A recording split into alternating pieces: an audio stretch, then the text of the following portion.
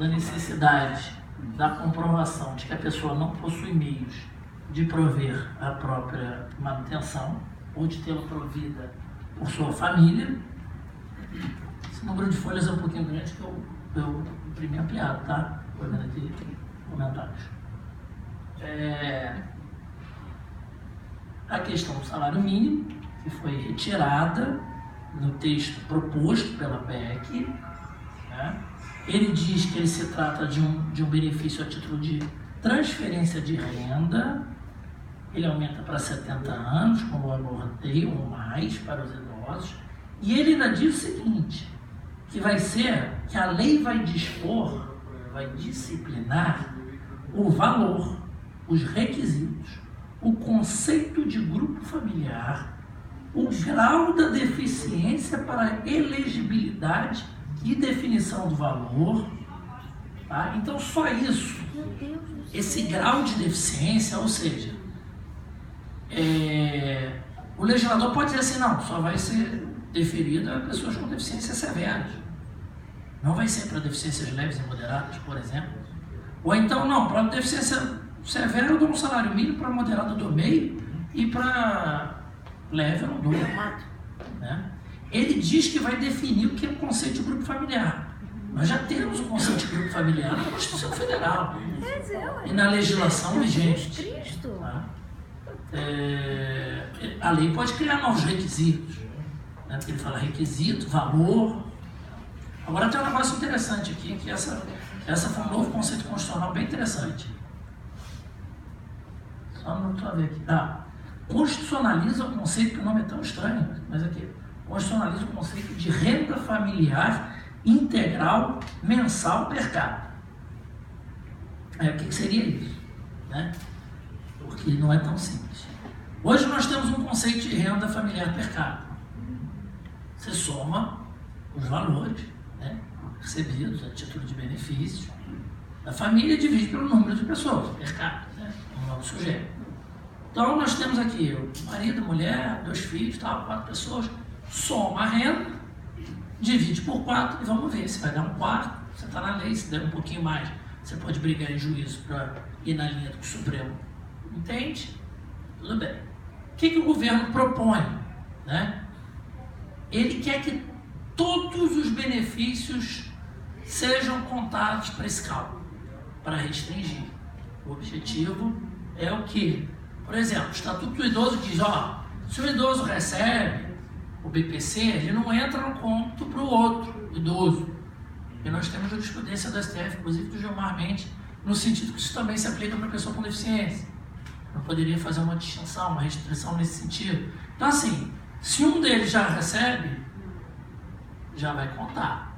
Bom, se é um quarto do salário mínimo, se já tiver 4, só com o BPC, já dá um quarto do salário mínimo. Já tem que ter um quinto. Uma quinta pessoa para você poder ficar com um quinto do salário mínimo. Mas não pode ter mais nada.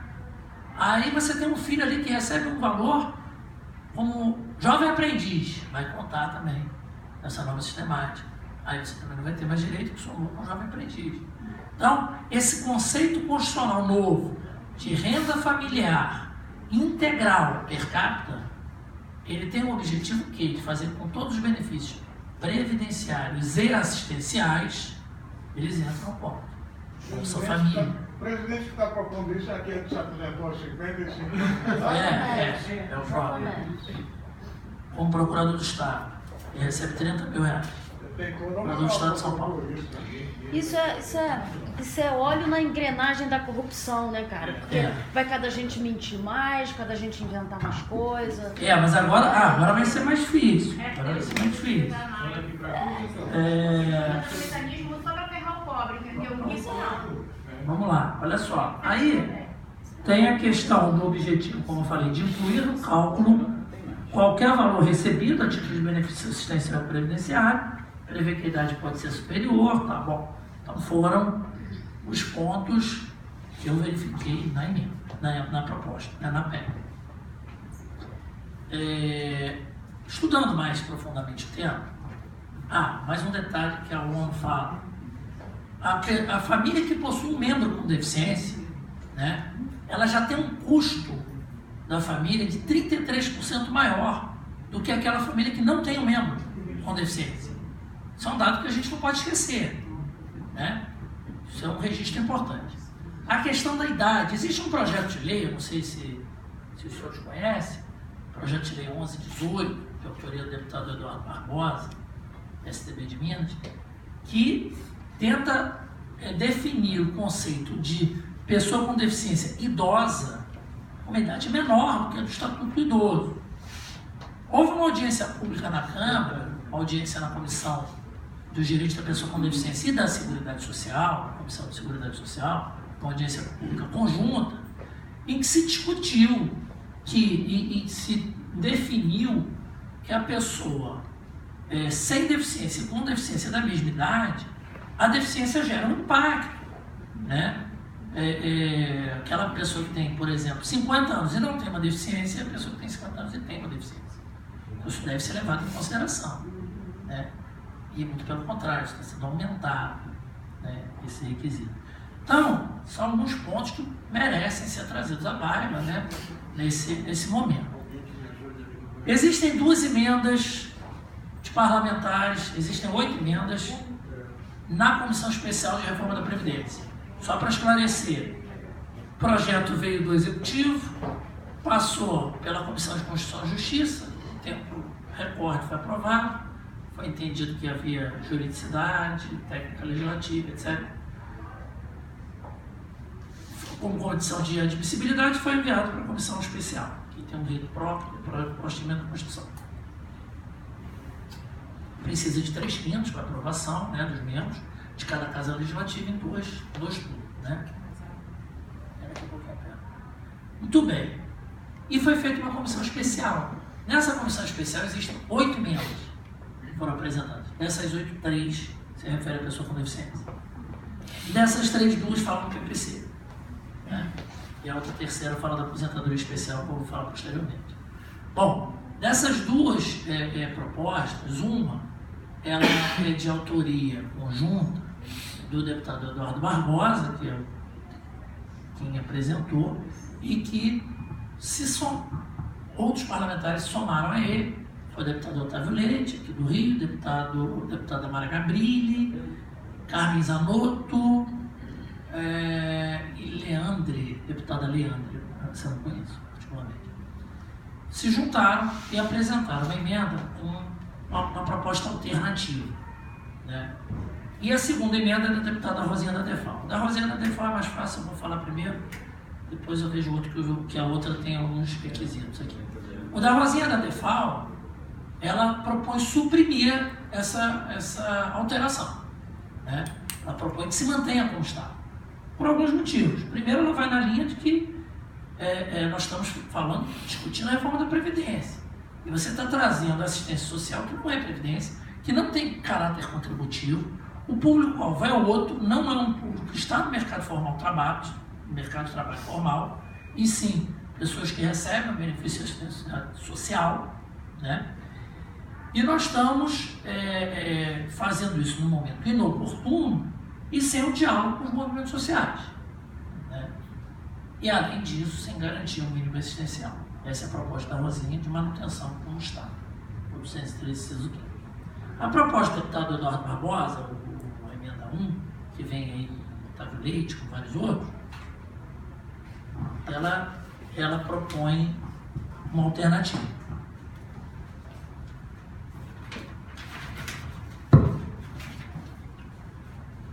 Deixa eu ver se eu aqui.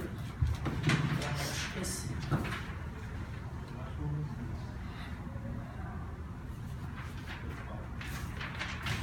O primeiro ponto que ela fala é dessa questão da fraude, que o governo sempre usa o discurso da fraude. Isso não é só de lá, né? Se a gente olhar, a gente conhece esse discurso aí do pessoal do Rio Card também, né? Bem parecido. E lá também. E aí, os parlamentares trouxeram um argumento bem interessante. Bom, em primeiro lugar, o BPC ele deve ser reavaliado bienalmente, né? Os critérios de concessão, isso a lei já fala hoje. Então o governo deveria fiscalizar se existe fraude, né? Não é acabar a criar requisitos impossíveis. Você não pode partir da premissa de que todo mundo é bandido, né? Até que se prove o contrário. Você tem que pensar o seguinte, olha, você tem um sistema, você tem que fiscalizar, e se houver fraude, você tem que combater, coibir essa fraude, né? E o Tribunal de Contas da União decidiu que o governo, em 2014, que o governo estava se quedando inerte, estava sendo omisso nessa fiscalização. Isso é um ponto que precisa ser colocado, né? Isso foi bem mencionado pela emenda número 1. Eles sugerem o seguinte: primeiro, que se mantenha a vinculação ao salário mínimo, na emenda 01, emenda modificativa 01, manutenção do salário mínimo com vínculo, manutenção da idade de 65 anos do idoso, utilizo o conceito de renda mensal familiar per capita na forma da lei, tá? Bom, óbvio que isso pode gerar algum tipo de problema depois pelo legislador ordinário, não cria um problema de cara como legislador constitucional, né? Como constituinte derivado, mas pode gerar um problema. Mas enfim, melhora pelo menos essa redação, não é essa renda mensal integral. Ele não admite essa possibilidade de diferenciação em razão do grau da deficiência, no caso do BPC, né? Que é colocado como critério de elegibilidade. Eles retiram esse ponto. Mas ele prevê a possibilidade do aumento de cada ano, se houver aumento da expectativa de vida, que na minha opinião eu discordo desse ponto. Eu também discordo porque é difícil você aferir quando aumentou a perspectiva de vida. Na realidade até você tem como por meio do IBGE, pelo censo do IBGE. Mas eu acho que para o critério de elegibilidade do BPC, me parece que esse é um ponto que não seria mais adequado. Mas eu penso que é uma boa emenda. Óbvio, seria melhor que fosse a emenda da supressão, na minha opinião, né? Da Rosinha, no sentido de não haver uma modificação e uma discussão no bojo da Previdência. Eu acho que esse seria. Contudo, sabemos, assim, a gente tem que ter clareza política, a gente tem que ter clareza política, que essa seria a melhor opção, mas a gente vai estar numa discussão política, numa casa política, né? E pode ser que essa não tenha apoio da grande maioria. Essa emenda 01 minimiza a perda, porque eu acho que a maior perda vai ser em relação à questão do aumento da idade e da possibilidade da lei eventualmente restringir o conceito, quer dizer, o cálculo da renda mensal. Mas garante o salário mínimo, garante a questão do idoso com 65 anos, não limita em razão do grau da deficiência. Eu penso que é um avanço. Isso em relação ao BPC. Bom, em relação à aposentadoria especial,